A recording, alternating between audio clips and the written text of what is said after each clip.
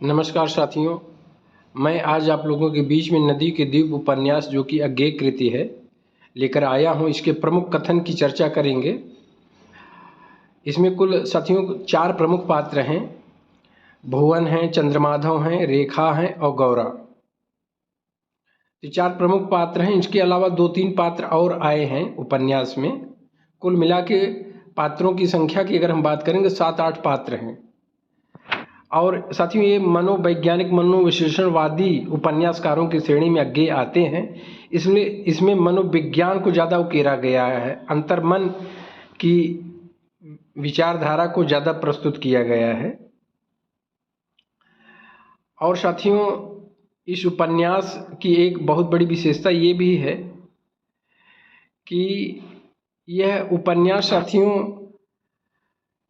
इसमें व्यक्तिवादी चरित्र आपके सामने आएंगे। जितने भी चरित्र हैं ये समाज से कटे हुए हैं, क्योंकि इसका शीर्षक ही है नदी के द्वीप। नदी यहाँ साथियों ये प्रतीक लेकर के आया है। ये नामकरण भी प्रतीकात्मक है। नदी समाज का प्रतीक है और द्वीप साथियों यह व्यक्ति का प्रतीक है। तो यह व्यक्तिवादी चरित्र को यहाँ जो है अज्ञेय जी ने रखा है। और साथियों इस उपन्यास को हमने जब शुरू से लेकर अंत तक पढ़ा तो इसमें एक चीज़ और गौर किए हम, इसमें लेटरबाजी बहुत हुआ है। पत्र जो का आदान प्रदान बहुत हुआ है। पत्रों के एक एक पत्र, एक एक लेटर समझ लीजिए 2-2, 3-3, 4-4 पेज के हैं और इन्हीं लेटरों का संग्रह है ये उपन्यास। तो इसमें इसलिए इसे पत्रात्मक शैली का प्रयोग किए हैं यहाँ पर अज्ञेय। अगर प्रश्न ये भी बने नदी के द्वीप में किस शैली का प्रयोग है, तो साथियों यहाँ पत्रात्मक शैली का प्रयोग हुआ है। इसे भी और गौर करिए। अब आइए साथियों जो प्रमुख कथन हैं जो हमें लगा कि परीक्षा की दृष्टि से अत्यंत महत्वपूर्ण है, उसका संग्रह मैं लेकर आपके बीच में आया हूँ। और निश्चित है साथियों अगर इसे आप कंठस्थ करेंगे तो इससे इतर परीक्षा में नहीं पूछा जाएगा, ये मेरा विश्वास है। साथियों पहला कथन है स्विमलिंगी। मैं जैसे सागर की मछली हूँ, जमीन से पैर उठा लूँ तो भी गिरूंगी नहीं, तैरती रह जाऊंगी। साथियों ये रेखा का कथन है। रेखा जो कि भुवन से प्रेम करती है। रेखा एक पति परित्यक्ता नारी है। इसका पति इसे छोड़ चुका है और ये स्वच्छंद विचारधारा की पढ़ी लिखी युवती है जो नौकरी की तलाश में है। और साथियों एक चीज़ मुझे और खटकता है, मैं अपना मत आप लोगों के बीच में रखूँगा। क्योंकि रामचंद्र तिवारी ने हिंदी गद्य साहित्य का इतिहास लिखा है और उसमें इस उपन्यास के विषय में लिखे, इसमें मध्यम वर्गीय परिवार का कुंठा व्यक्त किया गया है। तो साथियों एक चीज़ मुझे खटक रहा है, ये उपन्यास का जो घटनाक्रम है 1930 से लेकर के 1942 का कालखंड लिया गया है लगभग। और साथियों 1936 में गोदान लिख रहे हैं मुंशी प्रेमचंद। गोदान में तो उत्तर भारत का मन स्थित आपको समझ में आएगा। वहाँ पूरा गांव है, नगर है, समाज है, सब कुछ है। इस उपन्यास में कुछ है ही नहीं, इसमें सिर्फ व्यक्ति है, क्योंकि अज्ञेय को लिखना था नदी के द्वीप। और साथियों ये मध्यम वर्गीय लगेगा नहीं आपको। ये 5-6 पात्र जो आपके बीच में आए हैं साथियों, ये उच्च वर्गीय हैं। मध्यम वर्गीय तो किसी कोने से नहीं ठहरते। इनका रहन सहन, इनका बात व्यवहार सब एकदम उच्च वर्गीय है। तो रेखा एक पढ़ी लिखी युवती है साथियों, रेखा का ये कथन है। इसके बाद है साथियों कहते हैं कि आंखें आत्मा के झरोखे हैं। साथियों जब रेखा को पहली बार लखनऊ में हजरतगंज के काफ़ी हाउस में रेखा को भुवन देखते हैं। भुवन जो कि विज्ञान के प्रोफेसर हैं। अब साथियों यहाँ मैं ये बता दूंगा, जैसे शेखर एक जीवनी में शेखर एक हिसाब से अज्ञेय है, उसी तरह से नदी के द्वीप में अगर अज्ञेय को आप ढूंढेंगे तो भुवन के रूप में विराजमान है। ये टोटल अज्ञेय हैं साथियों। अगर आप उपन्यास पढ़ेंगे तो आप तुरंत समझ जाएंगे अज्ञेय, चूंकि विज्ञान के प्रोफेसर हैं। और साथियों अगर आप अज्ञेय जी के जीवनी पढ़ेंगे तो अज्ञेय BSc थे, माने विज्ञान से, फिर MA किए हैं अंग्रेजी से। अज्ञेय बहुत बड़े घुमक्कड़ी थे साथियों, इसलिए इसमें जो है पूरा उत्तर भारत, दक्षिण भारत, पहाड़ी क्षेत्र और विदेश यात्रा सब मिलेगा इस उपन्यास में। तो ये जब रेखा को देखते हैं, रेखा के व्यक्तित्व से, रेखा के रूप सौंदर्य से प्रभावित होते हैं और उसी समय कहते हैं कि आंखें आत्मा की झरोखे हैं। अगला कथन है साथियों, सत्य सभी कुछ है, सभी कुछ जो है होना ही सत्य की एकमात्र कसौटी है। ये साथियों कथन है चंद्रमाधव का। रेखा, भुवन, चंद्रमाधव ये तीनों आज सत्य पर विमर्श कर रहे हैं, सत्य पे अपनी अपनी राय दे रहे हैं। और रेखा साथियों चंद्रमाधव से पहले परिचित थी, भुवन और रेखा प्रेम करने लगती है भुवन से। अब विचारों से प्रभावित होने का कारण क्या है? कारण यही है साथियों कि भुवन के रूप में अज्ञे विराजमान है। अगला कथन है साथियों, मान लीजिए कि क ख से प्रेम करता है। यहाँ गलत टाइप हो गया है साथियों। मान लीजिए कि क, यहाँ पर साथियों मान लीजिए कि ख से प्रेम करता है। तो ये साथियों जैसे मान लीजिए गणित की भाषा है, मान लीजिए माना क, किसी चीज़ का हम उत्तर पाते हैं गणित में, तो हमें साथियों ये ध्यान देना पड़ता है। मान लीजिए कि क ख से प्रेम करता है, ये साथियों भुवन का कथन है।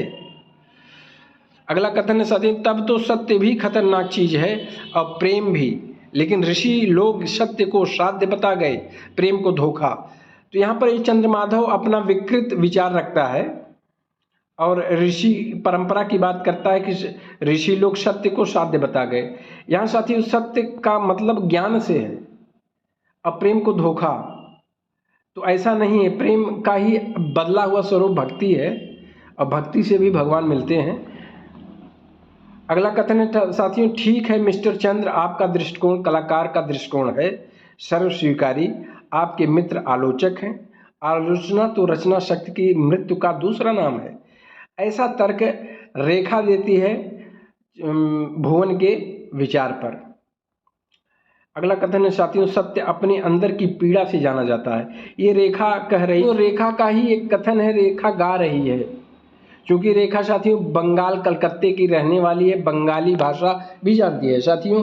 यहाँ पर रेखा बंगाली भाषा जानती है, हिंदी भाषा जानती है, अंग्रेजी भाषा जानती है साथियों।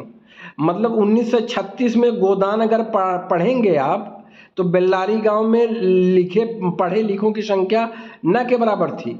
लेकिन यहाँ आप देखिए उसी समय का एक घटनाक्रम है अज्ञे के उपन्यास में साथियों। हालांकि ये उपन्यास 1951 में प्रकाशित हुआ है, लेकिन जो घटनाक्रम है ये 1930 से लेकर 1942 भारत छोड़ो आंदोलन तक का है। और यहाँ रेखा जो है 3 भाषाओं की विद्वान बताई गई हैं। अब भुवन 5-6 भाषाओं का विद्वान है, अंग्रेजी का है, हिंदी का है, फारसी का है, बंगला भाषा का है। तो इस तरह से साथियों ये सब अज्ञे खुद जानते थे इतनी भाषाओं। तो आमार रात पोहालो शारद प्राते, ये बंगला का एक गीत है। समझ लीजिए कि मैं ज्ञान के तर की तरह हूँ, ऊर्ध्वमूल मेरी जड़ें आकाश में खोई फिरती हैं, लेकिन यह न समझ ही कि मैं शिकायत कर रही हूँ। ये साथियों रेखा का कथन है, इसे भी आप लोग जानते रहिए। रेखा यहाँ जो है थोड़ा दार्शनिक विचारधारा से उत्प्रोत तर्क दे रही है। अगला कथन है साथियों, और स्वेच्छा से भटकना तो भीतरी शक्ति का द्योतक है। और स्वेच्छा माने रेखा स्वच्छंद विचारधारा की है। अब वह घुमक्कड़ी हो गई है, उसे घूमना पसंद है, कभी लखनऊ, कभी इलाहाबाद, कभी बनारस, कभी दिल्ली, कभी पहाड़ी पे भीमताल, नैनीताल, कश्मीर। तो वही आगे कह रहे हैं, अब भुवन कह रहे हैं ये कि स्वेच्छा से भटकना तो भीतरी शक्ति का द्योतक है। तो यहाँ पर ये भुवन का कथन है साथियों। अगला कथन रेखा का है, मेरे आसपास दुर्भाग्य का एक मंडल जो रहता है उसके भीतर किसी को नहीं आने देती कि छूत न लग जाए। साथियों रेखा का कथन है, रेखा अपने आप को कोसती है क्योंकि वह एक पति प्रत्यक्ता नारी है और वह ये यहाँ पर एक विचार रख रही है कि मेरे आसपास दुर्भाग्य का एक मंडल है और उसमें अगर कोई प्रवेश करना चाहेगा तो छूत लग जाता है। तो इस तरह से रेखा का एक तर्क है। अब साथियों यहाँ देखिए आगे 1951 में लिखे हैं क्षणवाद, जो कि नई कविता की एक प्रमुख विशेषता है। और 1951 में नई कविता का समझ लीजिए प्रयोगवाद के बाद शुभारंभ हो गया है। तो यहाँ तर्क क्षण पे भी दिए हैं, जो क्षण में जीता है, क्षण को स्वीकार कर लेता है, वह बूढ़ा होता ही नहीं। यूँ अगर मैं कहूँ कि पुरुष की तुलना में स्त्री हमेशा बूढ़ी होती है, तो आप समझ लेंगे मेरी बात। ये साथियों रेखा का कथन है। अब इसमें क्षण क्षण की विशेषता को भी बता, चूँकि व्यक्तिवादी चरित्र ही इसमें उभरे हैं, व्यक्तिवादी विचारधारा है, और इसमें समाज का उल्लेख जरा भी नहीं है साथियों।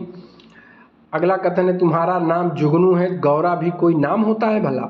साथियों ये भुवन अपनी शिष्या, एक 5-6 बरस की शिष्या है गौरा, जो बाद में बड़ी होती है, वह भी भुवन से प्रेम करने लगती है।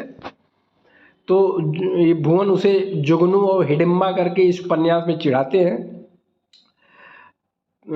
तो वही कह रहे हैं कि गौरा भी कोई नाम होता है।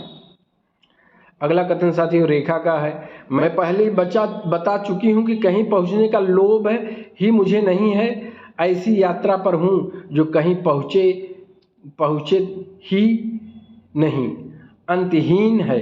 यही क्या कहीं पहुँच जाना नहीं है। साथियों ये रेखा का कथन है।